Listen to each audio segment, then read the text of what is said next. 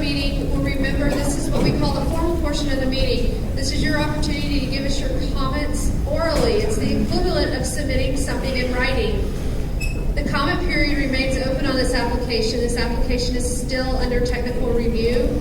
So whether a lot of people have left, you can tell your friends and neighbors that if they left, if they still want to submit comments, the comment period remains open. I'm going to call our elected officials first, and then I'm going to call everyone else, hopefully in the order that you signed in. I think I have about 30 people that want to make a comment, so I'm going to ask you to limit your time, probably with the exception of Representative Kuemple,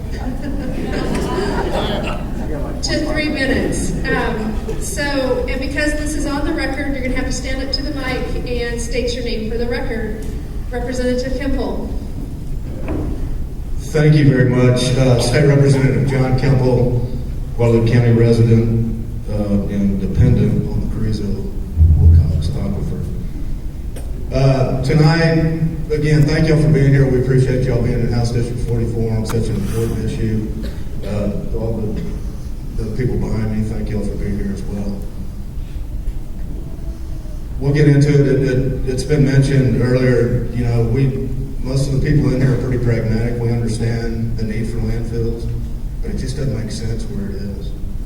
It really doesn't when you look at it. And we'll leave the land surveys to the geologists and the engineers, and I'm going to try to take a 50,000-foot approach looking at it. We passed historical legislation in November of 2013, Proposition 6. 73% of the state agreed that we needed to fund our 50-year water plan. Part of that plan, a significant part of that plan, is the Carizzo Wilcox Aquifer. That will be arguably one of the most vital sources of groundwater for our state and our state's prosperity in the future over the next 50 to 100 years. Somebody asked earlier, there's 51 counties that are dependent on this source of groundwater. There's almost 250,000 households that are dependent on this source of groundwater. 29% of the state's farm and ranch operations are dependent on this source of groundwater. 29%. Significant amount. That's, we understand that it is a legal application process, and any private property owner can go through this process if they so wish. But I've heard tonight, if there's just a minuscule doubt to failure that could compromise this source of groundwater and those who depend on it, and the importance of this water for our future as Texans, it simply isn't worth the risk. Thank you. Thank you.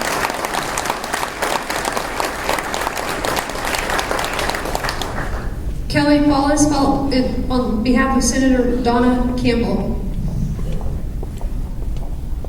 Thank you. I'm going to read a letter from Senator Campbell that I will be mailing tomorrow. Dear Commissioners, thank you for holding the public meeting today in Seguin to allow the people of Guadalupe County and other concerned Texans to voice their opinions publicly. Though you are aware of my opposition to this project, I would like to reiterate my concerns briefly. I would also like you to note that during my career in the Texas Senate and throughout my life, I have believed in and championed the rights of private property owners. I believe that property owners have the unalienable right to do what they would like with their land, almost without exception.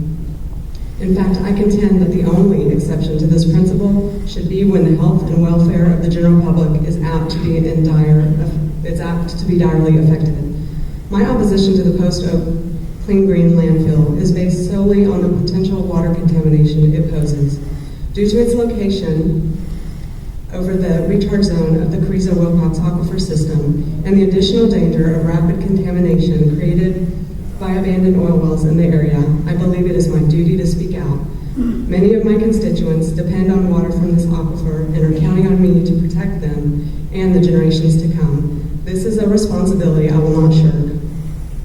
I stand stand alongside my colleague, Senator Judith Zaffirini, in opposition to the approval of the landfill permit, and with State Representative John Kuemple, the Guadalupe County Commissioners Court, the Seguin City Council, the Seguin Local Government Corporation, and many other public entities and authorities.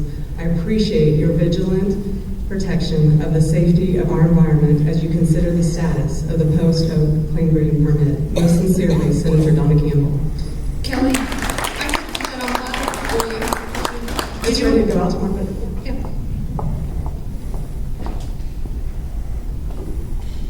Sarah Brownstein for Senator Zaffirini.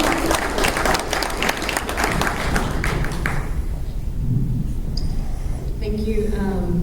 I also have a letter from the Senator. It's directed to Richard Hyde, the Executive Director of TCEQ. She writes, Dear Mr. Hyde, thank you and the Texas Commission on Environmental Quality, or TCEQ, for holding this public meeting in consideration of the proposed landfill permit 2378 submitted by Post Oak Clean Green in Guadalupe County. I also appreciate my Caldwell County constituents and local officials who educated themselves and their neighbors and engaged in public dialogue regarding the impacts this proposed landfill will have on their community. Were it not for a commitment made long ago, I would have been in attendance for this important discussion. Sarah Brownstein of my Capitol staff, however, is here to represent me. This is the fourth letter I have written to express my opposition to the proposed landfill permit. As I emphasized previously, I share the public's concern regarding the risks related to the proposed landfill's close proximity to recharge areas for the Carizzo Wilcox Aquifer and the unplugged oil and gas wells, and the lack of information about active geological faulting in the area. What's more, TCEQ recently issued its 8th Notice of Deficiencies letter to the Post Oak Clean Green on February 26th. This continued lack of data and documentation on the application raises doubts regarding the integrity of the plans for the proposed landfill. The Carizzo Wilcox Aquifer is a major aquifer that spans 60 Texas counties and supplies drinking water to millions of Texans.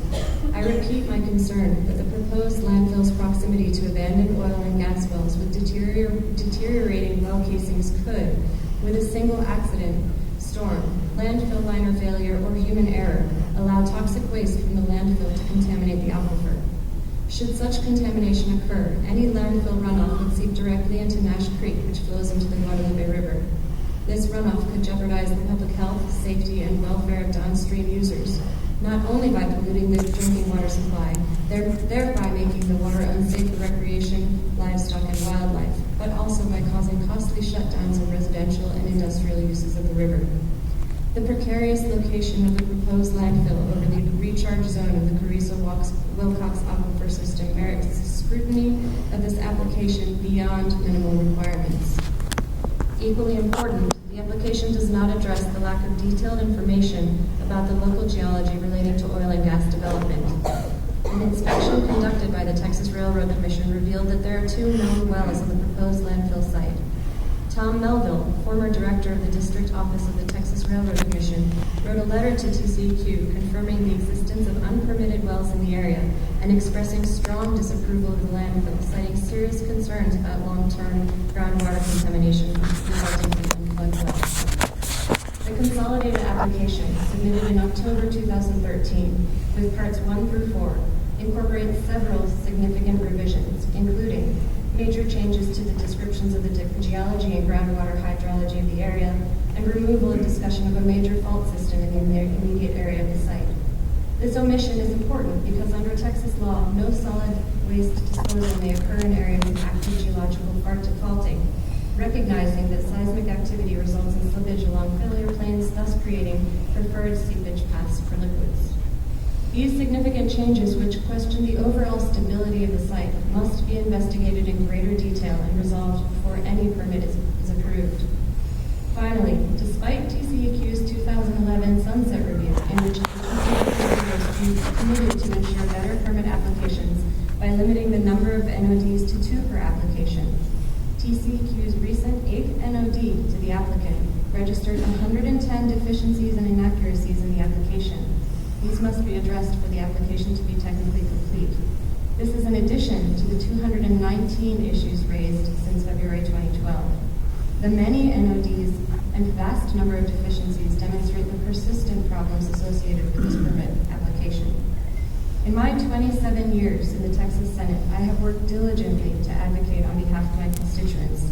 Based on the demonstrated wide-ranging opposition to this application that includes constituents, local officials, and my colleagues in the legislature, Senator Donna Campbell and Representative John Kuemple, I believe this project must be reconsidered or modified so that the hosting community will be supportive of the project. Until the concerns of my constituents and experts are resolved satisfactorily, I respectfully request that you initiate the process directly for a contested case hearing. Feel free to contact me for additional information or to discuss this important issue. May God bless you and inspire you to agree with my perspective. Very truly yours, Judith Zaffirini. Thank you.